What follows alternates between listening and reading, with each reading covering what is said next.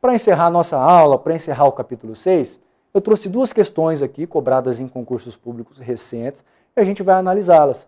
Nós vamos verificar se você assimilou o conteúdo das aulas anteriores e você vai perceber que muitas das regras que a gente passou para você vão ser ferramentas importantes para solucionar essas questões. Vamos lá? Vamos iniciar analisando uma questão do Ministério Público de Minas Gerais. Prova objetiva. Então, essa questão dispõe o seguinte: o combate à improbidade administrativa é indiscutivelmente uma das prioridades da atuação do Ministério Público, na medida em que a malversação do dinheiro público mostra-se altamente nociva à consecução dos interesses da sociedade brasileira. A Lei 8429/92 dedica um capítulo à definição e tipificação das condutas consideradas ímprobas e, por isso mesmo, passíveis de sancionamento. Analise as proposições a seguir. Então vamos lá. Primeira proposição. A utilização em obra ou serviço particular de veículos, máquinas, equipamentos ou material de qualquer natureza, de propriedade ou disposição da administração direta, indireta ou fundacional, de qualquer dos poderes da União, dos Estados, do Distrito Federal, dos municípios e território, de empresa incorporada ao patrimônio público ou de entidade, para cuja criação ou custeio o erário haja concorrido ou concorra com até 50% do patrimônio ou da receita anual, é conduta tipificada como ato de improbidade administrativa que importa enriquecimento ilícito. Bom, essa primeira assertiva, ela é quase inteira correta, mas ela tem uma falha aqui, que torna incorreta essa alternativa, esse texto. Ela tem uma falha aqui, não sei se você percebeu. Olha, nós estudamos que o artigo 9º da Lei de Improbidade Administrativa, você estudou com o professor Kleber, ele traz várias condutas que são tipificadas num rol exemplificativo. Então, existe um rol exemplificativo de várias condutas. E uma das condutas é exatamente essa. É o agente público utilizar em obra particular máquinas, veículos e bens do poder público. Qual que é o probleminha aqui? Essa conduta, quando verificada, ela vai caracterizar sim o enriquecimento ilícito. Qual que é o probleminha aqui? O probleminha é que está exatamente aqui nesse trecho aqui que eu vou destacar. Ele está descrevendo quais são os sujeitos passivos desse ato de improbidade administrativa, e aí o problema está aqui, ó. Entidade para cuja criação ou custeio ou erário haja concorrido ou concorra com até 50% do patrimônio ou da receita anual. Até 50%. O problema está nesse até 50%. Nós vimos que são sujeitos passivos do ato de improbidade administrativa todos aqueles elencados no artigo 2º. E o artigo 2º, no caput, o artigo 1º, melhor dizendo, são sujeitos passivos todos aqueles entes referidos no artigo 1º da Lei de Improbidade Administrativa. E o caput desse artigo 1º engloba, entre os possíveis sujeitos passivos, aquela entidade para cuja criação ou custeio o erário haja concorrido ou concorra com mais de 50%. Então, essa limitação, com até 50%, é uma limitação incorreta, essa alternativa está errada. Okay? Vamos prosseguir. Segunda alternativa. Frustrar a licitude de processo licitatório ou dispensá-lo indevidamente é ato de improbidade administrativa tipificado entre aqueles que causam prejuízo ao erário. Correta, assertiva. Absolutamente correta. Frustrar procedimento licitatório, artigo 10 da Lei de Improbidade Administrativa. Inciso 3º. Permitir facilitar ou concorrer para que terceiro se enriqueça ilicitamente. Então, o agente público, ele permite, facilita, concorre para que um terceiro, um particular, se enriqueça ilicitamente. É uma conduta tipificada entre os atos de improbidade administrativa que importam enriquecimento ilícito. Essa assertiva está errada. O agente público que concorre para que um terceiro se enriqueça ilicitamente não está praticando uma conduta que se enquadra no artigo 9º, mas sim no artigo 10. Se ele incorpora ao seu patrimônio bens, valores do poder público, a sua conduta se enquadra no artigo 9º. Mas se ele concorre para que um particular se enriqueça ilicitamente, a sua conduta vai ser enquadrada no artigo 10 e não no artigo 9º, que trata do enriquecimento ilícito. Então, essa assertiva de número 3 está errada. 4. Ordenar ou permitir a realização de despesas não autorizadas em lei ou regulamento é conduta tipificada entre os atos de improbidade administrativa que importam em prejuízo ao erário. Assertiva correta, não tem que discutir. Assertiva número 5. Revelar ou permitir que chegue ao conhecimento de terceiro, antes da respectiva divulgação oficial, teor de medida política ou econômica capaz de afetar o preço de mercadoria, bem ou serviço, é conduta tipificada entre aquelas que causam enriquecimento ilícito. Errado. Essa conduta tem tipificação no artigo 11. Essa divulgação de informações aí sobre medida política, informações sigilosas sobre medida política ou econômica, ela está prevista expressamente no artigo 11. Não é hipótese de enriquecimento ilícito. Então, essa assertiva 5 está incorreta. Então, respondendo a essas alternativas, nós vamos ter que marcar necessariamente a letra A. Estão corretas a assertiva de número 2 e a assertiva de número 4. As demais estão erradas pelas razões já explanadas. Uma última questão, segunda questão, a gente para por aqui.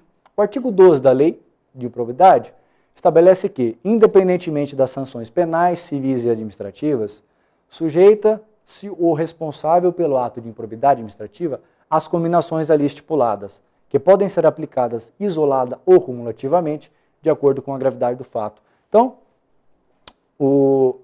a questão ela começa trazendo o artigo 12 caput, que a gente estudou há pouco, aplicação das sanções. Como que são aplicadas as sanções na lei de improbidade administrativa. A respeito de tais sanções, é correto afirmar. Vamos ver as assertivas. É correto afirmar. Primeiro, na fixação das penas, o juiz deverá levar em conta a extensão do dano e o proveito patrimonial obtido pelo agente? Sim, ele deve. Nós vimos isso. Quais são os parâmetros legais? Artigo 12 caput traz o parâmetro da gravidade do fato. Artigo 12, parágrafo único, traz exatamente esses parâmetros.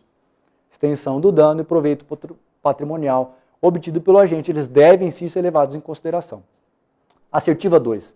Todas as modalidades de improbidade administrativa podem implicar restrição temporária de direitos, suspensão de direitos políticos e proibição temporária de recebimento de benefícios ou incentivos fiscais ou creditícios, e interdição definitiva de direitos, perda da função pública. A assertiva 2 está dizendo o seguinte, que todas as modalidades de improbidade, quais sejam, artigo 9, artigo 10 e artigo 11, podem ser sancionadas com a suspensão dos direitos políticos, a proibição temporária de recebimento de benefícios ou incentivos fiscais ou creditícios e com a sanção, a perda da função pública.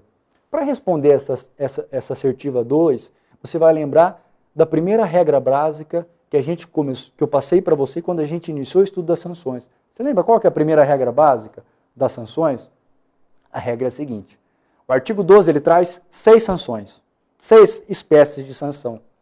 E dessas 6, 5 são aplicadas a todas as modalidades, 9, 10 e 11. Só uma não se aplica a todas. Qual que é a que não se aplica a todas? A perda dos bens ou valores acrescidos ilicitamente ao patrimônio do agente. Então, quando a gente pensa em aplicação de sanções, a regra é a sanção poder se aplicar a todas as modalidades. Qual a exceção? Perda dos bens ou valores acrescidos ilicitamente.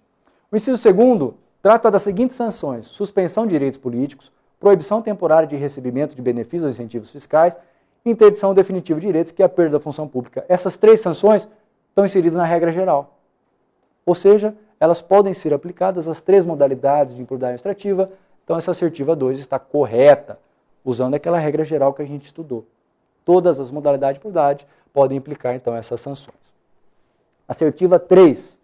Permitir, facilitar ou concorrer para que terceiro se enriqueça ilicitamente. É ato de improbidade administrativa que pode ser sancionado com suspensão dos direitos políticos de 5 a 8 anos e pagamento de multa civil de até 3 vezes o valor do acréscimo patrimonial.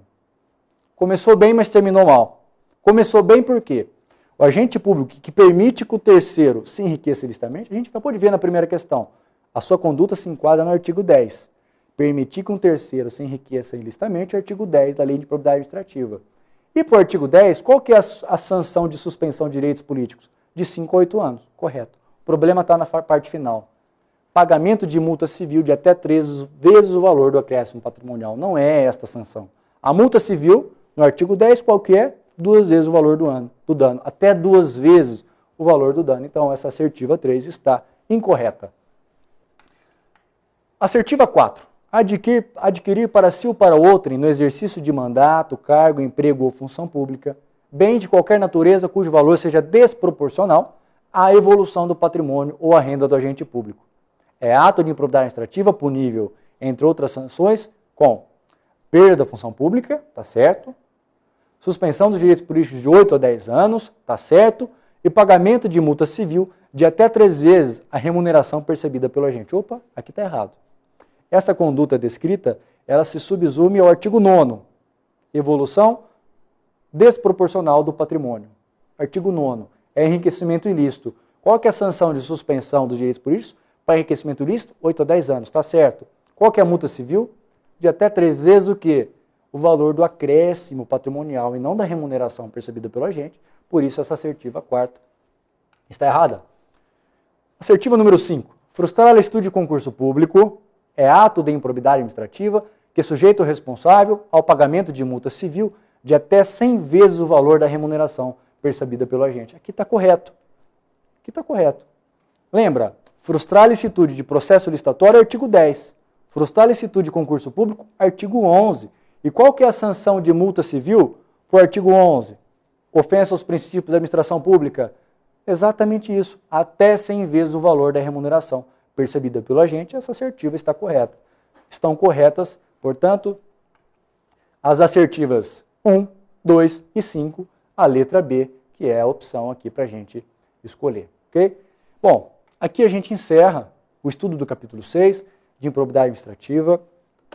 Posso garantir a você que todo o conteúdo necessário para enfrentar as questões de concurso público foi passado para você. Nós respeitamos todo o conteúdo do nosso livro-texto e eu tenho a certeza de que você, assimilando esse conteúdo, vai ter condição de fazer uma ótima prova em qualquer certame. Agradeço muito mesmo a sua atenção, agradeço muito a confiança no nosso trabalho, agradeço o seu tempo despendido em todas essas aulas. Eu tenho certeza que não vai ser em vão. Eu tenho certeza que vai surtir efeito para você. Eu tenho certeza que vai ser positivo para você. Né? Se você não entendeu alguma das nossas aulas, assista novamente, esse recurso disponibiliza isso. Confira o nosso livro-texto, né, para você extrair alguma dúvida. Procure a gente no Facebook, Landolfo Andrade é o nosso Facebook. Você pode tirar dúvidas também pelo Facebook. Agradeço muito a sua atenção.